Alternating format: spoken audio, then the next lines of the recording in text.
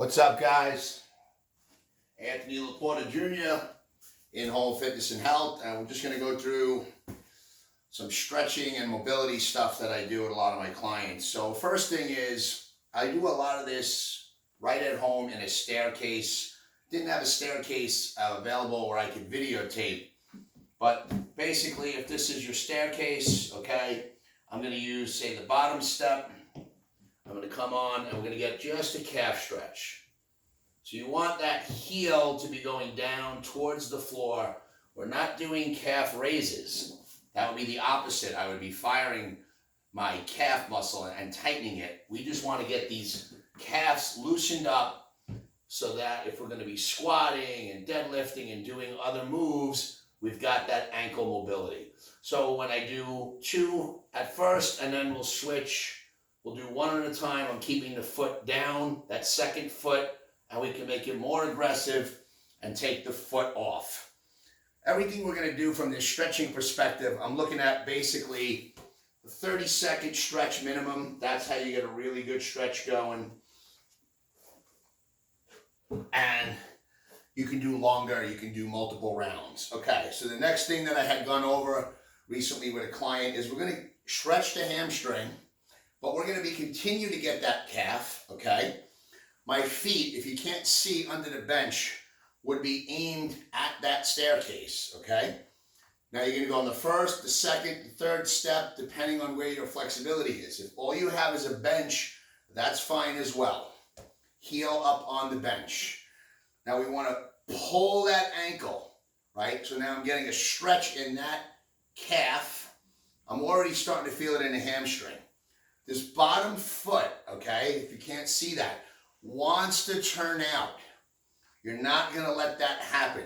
So you're going to keep both feet straight at that staircase. This foot also wants to go this way. Nope. Toe facing up the ceiling, pull it. Next thing is, a lot of people want to round the back and they believe they're getting a better stretch because they're touching closer to their toe.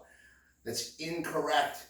They're basically stretching out the middle of their back in not a very effective way. I want you to feel it in that hamstring.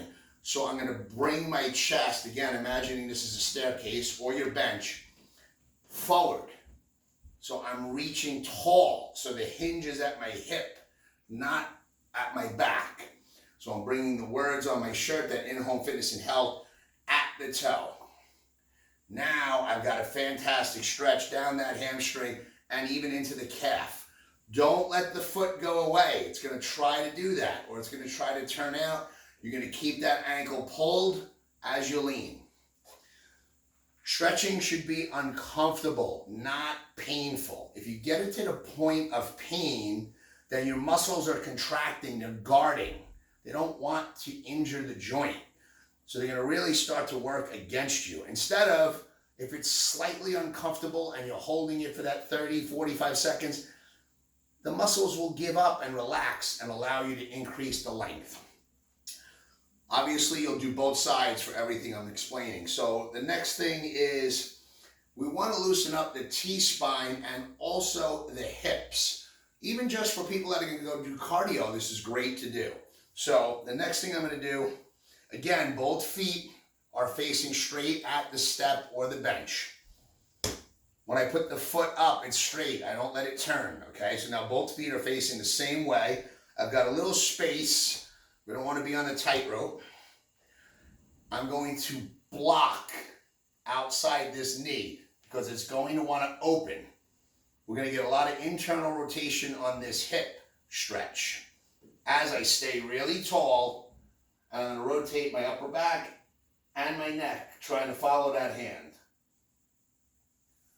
We can do this and hold it, okay? 30-second hold. We can also make it more mobile,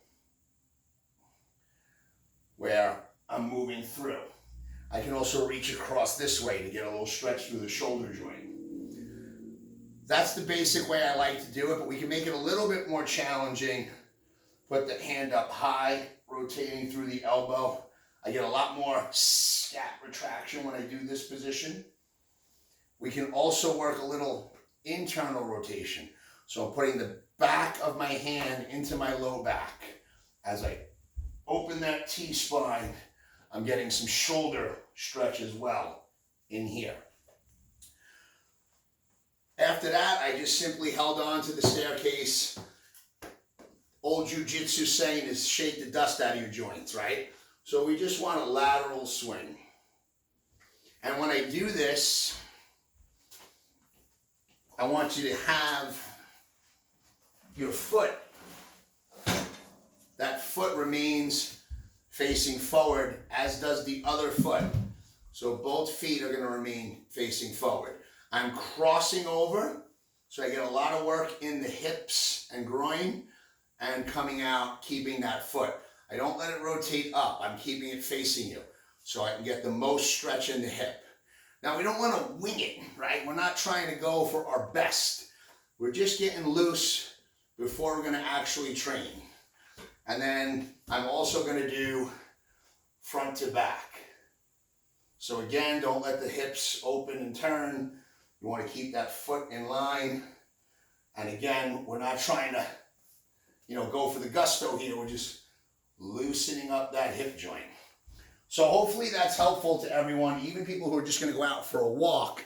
The fact that we loosen up that T-spine, we get our hips a little bit looser, the calf, the ankle, the hamstrings, that should all contribute to your being healthier, happier, and more successful. Let me know if this helps.